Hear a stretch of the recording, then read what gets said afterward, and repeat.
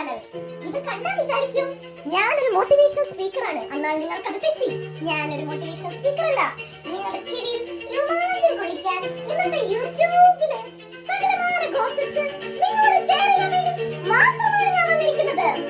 ഞാന് ബാക്കിയുള്ള യൂട്യൂബേഴ്സിനെ പോലെ ചുമ്മാ ഇരുന്ന് വർത്തമാനം പറഞ്ഞ് ബോറടിപ്പിക്കില്ല. ഞാൻ നിങ്ങളെ എഴുതി കണക്ട് ചെയ്ത് വേണം എല്ലാം പഠിപ്പിക്കാൻ. ഇതൊന്നും അല്ലേ പഠിപ്പിക്കാൻ.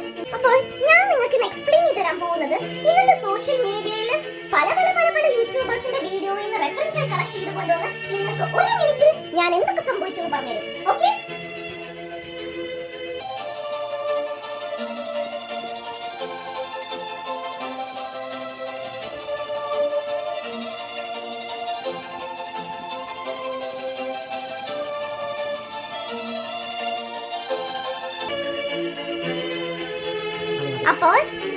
അപ്പോൾ ഞാൻ നിങ്ങൾക്ക് കളക്ട് ചെയ്ത് തരുന്നത് കഴിഞ്ഞ ദിവസം സിജോയുടെ കല്യാണത്തിന് നോറ കേക്ക് തേച്ചു.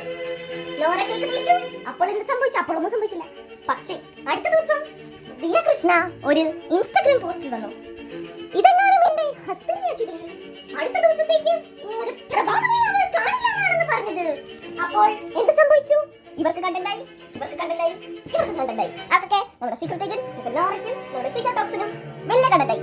അപ്പോൾ ഇതിന്റെ കണക്ഷൻ എങ്ങനെയാണെന്ന് ഞാൻ പറഞ്ഞുതരാം. ഇപ്പൊ കേക്ക് തേച്ചെന്ന് പറഞ്ഞില്ലേ, അങ്ങനെ ഇവര് അതിനെ വിമർശിച്ചു. അതിനൊപ്പം ദിയ കൃഷ്ണനെ വിമർശിച്ചു.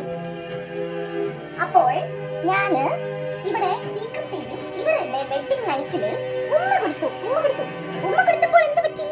നമ്മുടെ ദിയ കൃഷ്ണ ചെറുതായി ഒരു ബോഡി ഷേമിംഗ് പോസ്റ്റിന്റെ അവിടെ 2 സ്മൈലി ഇട്ടപ്പോൾ ഇങ്ങനെ ചിരിച്ച് കണ്ണിന് തെറിച്ചുപോയ സ്മൈലിയാണ് ഇട്ടത്. അപ്പോൾ അതിനെ വിമർശിച്ചുകൊണ്ട് ഇവര് വന്നു. അങ്ങനെയാണ് ഇവരും ഒക്കെ കണക്റ്റഡ് ആയത്. ഇനി എന്റെ അടുത്ത വീഡിയോയില് ഇവരുമായിട്ടുള്ള കണക്ഷൻ എന്താണെന്നാണ് പറയുന്നത്. സോ